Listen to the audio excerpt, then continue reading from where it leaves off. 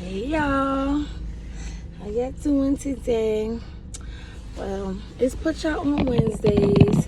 Sorry I'm a little crooked. So I had to call out of work today. I can't stand calling out of work. I'm like one of those people that I just can't. Like, I do not like it. But my dad watches Shiloh while I'm at work, and he had 2 last-minute appointments that he had to take, so I had to just call out whatever. He couldn't miss those appointments. So anyways, he's doing a little better with the whole thing, finding out that his wife's died. He tried to give him some extra money, tried to go to Social Security and give that death certificate and try to see if he could get some extra money, and they was like, no, baby, because he already gets money and he gets a lot, so like either you get whatever from her or you get whatever from you, which is something good to know, because I didn't even know. I thought he was gonna be able to get whatever income that she saved up, but apparently it doesn't work like that. So what I want to put y'all onto today, because it's Put Y'all on Wednesdays, I have a little advice. It may apply, may not apply. So anyways, there was a situation with this lady that I was dealing with. She's like a friend of a family member, but on my husband's side. So she had said something to somebody that wasn't true, that she said that I told her, that I confided in her about. The whole thing was a complete lie, because I never spoke to her about whatever she said that I spoke to her about. I spoke to her about something, but it wasn't about whatever she told the person. So, but she likes to call every now and again, and she says she's checking in on me, because my husband passed away and all of that stuff. But so, what I could tell ya, this is just a word of advice. People that you can't necessarily block, like put them on block, or just like, because you're gonna run into them at some point, and then it's like a thing like, oh, well, why do you have me blocked? I can't get through, and it's an awkwardness right there. But so you're gonna end up probably seeing that person again. This is what you do. Since they're messy, keep them on thread. Keeping them on thread is keep them on text message. Don't pick up their calls, because when you pick up their calls and talk and have a conversation with them, they can go say that you said this, they can say that you said that. If you never pick up the call, they can't say you said anything. If you just talk to them through text and you save the text messages, then you have everything that was ever discussed. So when they go to try to lie, you can whip out the text messages. Keep them on thread. Don't pick up their phone calls. That's what I could tell you about that. That's the advice I wanted to give y'all today. Also, we all know that God is a healer. Jesus is a healer. He can heal anything. He's been in the healing business for a long time. But it's nice to hear about, healing testimonies. So I'm going to share one with y'all that I heard in church recently on Sunday. And then about the one that I heard years ago when I went to go visit this big church in New York with a prophet and all of that. So the pastor was speaking about a woman that was HIV positive. Who they told her her life was going to be over. She didn't have too much longer. She gave her life to Christ, and she came back to the church, they said, like maybe 3 months ago. And she stood up and gave her testimony, and she said that they retested her and they can't find a trace of HIV in her system. Like, it's gone, it's vanished. Now, only God could do that. Only God can do that. Man can't do that. Man can't do that. God can do that. And I heard this testimony before, years ago. A lady in New York, she came crying in church. I went with my dad and my stepmom at the time. And she was crying so bad.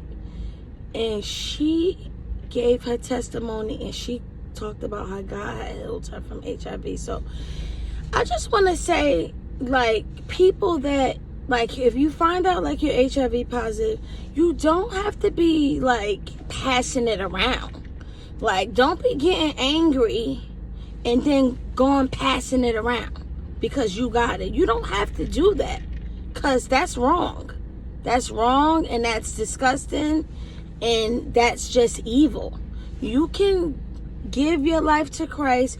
You can turn your life around. You can stop fornicating. You know what I mean? You can give your body as a sacrifice to God and let him know that you're ready to live for him. And you can make it a decision here and here that you're going to change your ways and your lifestyle. And you can pray and fast, and God will heal you. He will heal you. He will heal you when you know you're ready and serious about turning your life around and living for him. You don't have to get angry and go passing that around. You don't have to do that. God is healing people with HIV. He's healing people with a lot of things. Just got to be, having faith and believing. So I wanted to share that. Also, I wanted to talk about the Jeanie and Jeezy. I'm very sad to hear that they're getting a divorce. I believe that, people didn't really support them from the beginning. I never forget the time that I was scrolling through TikTok and he was performing. He had some concert and she was dancing, to his song or whatever. And I saw people in the comments ew, she ain't even dancing right to his song. People were very negative about that relationship from the beginning. I'm just praying for them, wishing them the best. And like I said, I'm always rooting for marriage. You know what I mean? Because the devil hates marriage. I don't know if y'all know, but he hates it. He hates it. If he could get you in a position to throw away your wife or throw away your husband, or, you know what I mean, to make sure, you guys don't make it through the long haul and you don't do whatever God's purpose is for y'all to come together and whatever that's supposed to. If he can have that, that's what he's gonna do. This is why I used to be telling my husband, don't make it easy for him. Don't make it easy for him. You know what I mean? Let's conquer this addiction. Let's conquer this addiction, because what he gonna do is he gonna wait. Once you give a devil a crack, he gonna bust that thing wide open. And you can't be going hanging out in his territory. You know what I mean? You go hanging out in his territory, he got legal right. He got legal right to do whatever, because you off over where you ain't supposed to be. You know what I mean? You stepped outside of God. So, I'm rooting for them. I don't want to see them get a divorce. I was never a huge, Jeanie and Jeezy fan. I wasn't one of those people that were like, oh my God, I'm so excited for them to be together. I mean, it never was a thing for me or whatever. So, I'm just hoping, that they pull it together. What I will say is, I don't like how Tamar's words got twisted. What she said was, it's two reasons why a man would divorce his wife. Either something foul went down, or either there's a woman in his ear. Is that her basically saying, dang? And I see, some YouTubers saying, oh, Tamar threw Jeanie under the bus. No, she didn't. She just gave a real response.